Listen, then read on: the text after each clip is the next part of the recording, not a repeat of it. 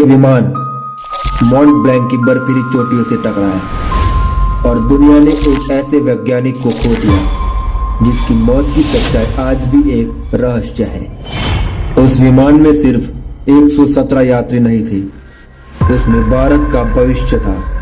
उसमें भारत का वो सपना था जो परमाणु शक्ति बनने से सिर्फ कुछ कदम दूर था। उस शख्स का नाम था होमी जहांगीर बाबा।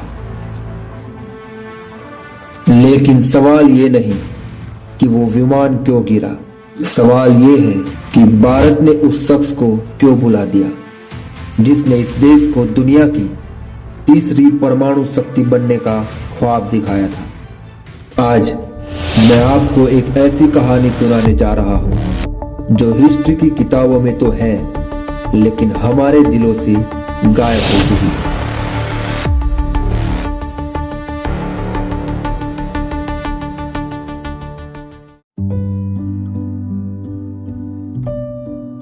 बॉम्बे की पूरी पारसी फैमिली में एक बच्चे की किलकारी गूंजी। बाबा परिवार सिर्फ अमीर नहीं था, वो एजुकेटेड, प्रोग्रेसिव और दूरदर्शी था। होमी के पिता जहांगीर बाबा एक जाने माने वकील थे।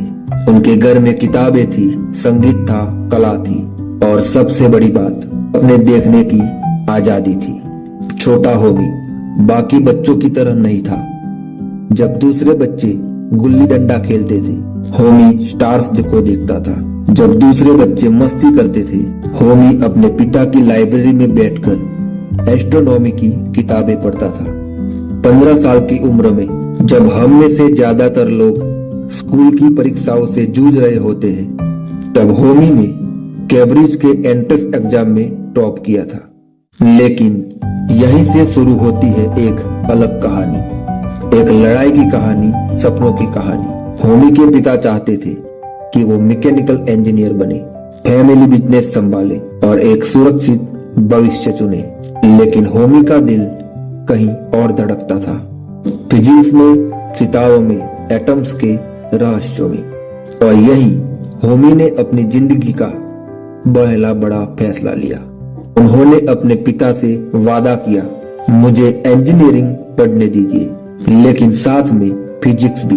अगर मैं फर्स्ट क्लास से पास नहीं हुआ तो मैं आपका कहा मानूंगा।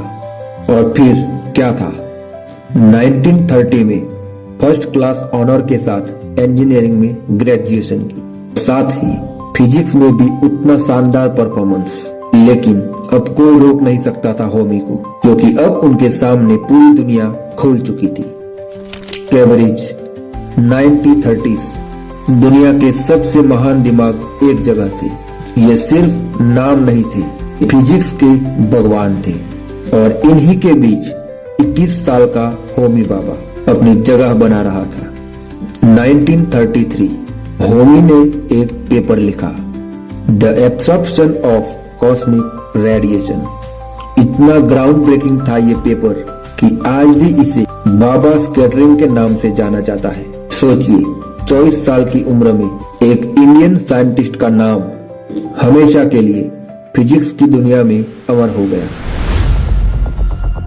लेकिन 1939 में दुनिया बदल गई। वर्ल्ड वॉर 2 शुरू हो गया और उस वक्त होमी भारत घूमने आए थे और वॉर की वजह से वापस नहीं जा सके। किसी और के लिए ये एक मुश्किल होती, लेकिन होमी के लिए ये एक अवसर था।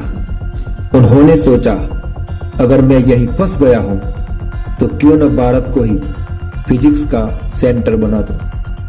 1945 Indian Institute of Science Bangalore, वहां के director CV Raman, Nobel prize winner, उन्होंने होमी को एक छोटा सा लैब दिया और उसी छोटे से लैब में होमी ने कॉस्मिक रेस पर काम करना शुरू किया, बिना किसी बड़ी फंडिंग के, बिना किसी बड़े इक्विपमेंट के, जुनून के साथ। लेकिन होमी का असली सपना कुछ और था। वो चाहते थे कि भारत में एक ऐसा इंस्टीट्यूट हो जहां दुनिया के बेस्ट साइंटिस्ट आकर काम करे, जहां भारतीय वैज्ञानिक दुनिया को लीड करे।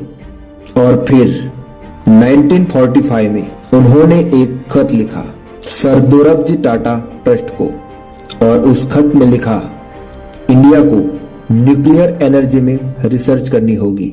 ये सिर्फ साइंस नहीं है, ये हमारी आजादी है, हमारा भविष्य है, हमारी ताकत है।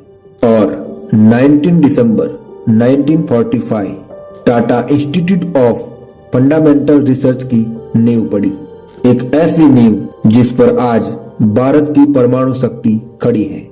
15 अगस्त 1947 भारत आजाद हुआ, लेकिन आजादी का मतलब सिर्फ अंग्रेजों का जाना नहीं था। आजादी का मतलब था अपनी ताकत खुद बनाना, अपनी पहचान खुद बनाना। और होमी बाबा वो समझ गए थे कि 20वीं सदी में असली ताकत किसमें है, न्यूक्लियर एनर्जी में। 1948 पंडित जवाहरलाल नेहरू ने होमी को एटॉमिक एनर्जी कमीशन का चेयरमैन बनाया। सिर्फ 39 साल की उम्र में होमी बाबा के हाथ में भारत के परमाणु भविष्य की चाबी थी, लेकिन ये आसान नहीं था। देश अभी अभी आजाद हुआ था, गरीबी थी, भूखमरी थी, बेसिक इंफ्रास्ट्रक्चर नहीं था, और यहाँ एक साइंटिस्ट कह रहा था, हमें न्यूक्लियर रिएक्टर्स चाहिए। कितने लोगों ने उनका मजाक उड़ाया होगा, कितनों ने कहा होगा, पहले लोगों को रोटी दो, फिर एटम्स की बात करना। लेकिन होमी की विजन क्लियर थी। उन्होंने अपना फेमस 3 स्टेज न्यूक्लियर प्रोग्राम बनाया। 1956 एशिया का पहला न्यूक्लियर रिएक्टर अप्सरा मुंबई में चालू हुआ। सोचिए, जिस देश में 9 साल पहले तक लोग भूखे सो रहे थे, वो देश अब न्यूक्लियर एनर्जी बन रहा था। 1957 साइरस रिएक्टर चालू हुआ, वो रिएक्टर जिसने 1974 में पोखरण टेस्ट को पॉसिबल बनाया। लेकिन होमी सिर्फ रिएक्टर्स नहीं बना रहे थे, वो एक पूरी जनरेशन बना रहे थे। साइंटिस्ट की, इंजीनियर्स की, ड्रीमर्स की। ट्रॉम्बे में जो कॉम्प्लेक्स बना, वो सिर्फ बिल्डिंग्स नहीं थी, वो भारत के आत्मविश्वास की नींव थी। और ये सब करते हुए होमी बाबा खुद एक बेहद सिंपल इंसान थे। क्लासिकल म्यूजिक सुनते, पेंटिंग करते थे, ओपेरा देखते थे। वो प्रूव कर रहे थे कि साइंटिस्ट होना और सेंसिटिव ह्यूमन बीइंग होना दोनों साथ साथ हो सकता है। लेकिन 1960s में दुनिया बदल रही थी। चाइना ने 1964 में न्यूक्लियर टेस्ट किया और पाकिस्तान के इरादे साफ नहीं थे। और होमी बाबा ने खुलकर कहा, अगर जरूरत पड़ी तो भारत 18 महीने में न्यूक्लियर बॉम्ब बना सकता है। ये स्टेटमेंट बहुत ताकतवर था और बहुत खतरनाक भी, और शायद इस स्टेटमेंट ने होमी बाबा की किस्मत लिख दी। 24 जनवरी 1966 सुबह air India flight 101 Kanchenjunga Geneva से बॉम्बे जा रही थी। होमी बाबा उस फ्लाइट में थे। वो एक इंटरनेशनल एटॉमिक एनर्जी एजेंसी की मीटिंग अटेंड करने जा रहे थे। माउंट ब्लैंक, यूरोप की सबसे ऊंची चोटी, साफ मौसम, एक्सपीरियंस पायलट्स। फिर भी सुबह 8:02 विमान की आखिरी रेडियो कॉल आई और 8:09 सुबह विमान पहाड़ की चोटी से टकराया। कोई बचा नहीं। 117 लोग एक पल में खत्म। लेकिन भारत ने जो खोया वो सिर्फ एक साइंटिस्ट नहीं था, वो एक युग था, एक विजन था, एक सपना था। लेकिन सवाल यही खत्म नहीं होते। CIA के डिक्लासिफाइड डॉक्यूमेंट्स में लिखा है कि अमेरिका भारत के न्यूक्लियर प्रोग्राम से नर्वस था। कुछ लोग कहते हैं कि ये एक्सीडेंट नहीं था, ये एक प्लान एसेसिनेशन था। कुछ कहते हैं कि जिस विमान में होमी थी उसमें बॉम्ब प्लांट था। सच क्या है हम शायद कभी नहीं जान पाएंगे, लेकिन एक बात तो तय है, होमी बाबा की मौत के बाद भारत का न्यूक्लियर प्रोग्राम स्लो पड़ गया। उनके जाने के 8 साल बाद 1974 पोखरण टेस्ट हुआ, लेकिन वो विजन, वो स्पीड, वो एम्बिशन, वो कभी वापस नहीं आया। आज 2025 में जब हम चंद्रयान की सक्सेस सेलिब्रेट करते हैं, जब हम अपने न्यूक्लियर पावर प्लांट्स देखते हैं, जब हम स्पेस में अपना नाम लिखते हैं, तो हमें याद करना चाहिए ये सब किसने पॉसिबल बनाया। किसने 1940s में जब भारत के पास कुछ नहीं था, तब एक सपना देखा था कि हम दुनिया की महाशक्ति बनेंगे। होमी जहांगीर बाबा सिर्फ एक साइंटिस्ट नहीं थे, वो एक ड्रीमर थे, एक बिल्डर थे, एक विजनरी थे। उन्होंने हमें सिखाया कि गरीबी कोई बहाना नहीं है। उन्होंने हमें सिखाया कि औकात से बड़े सपने देखो। उन्होंने हमें सिखाया कि असंभव कुछ नहीं होता अगर जुनून साथ हो तो।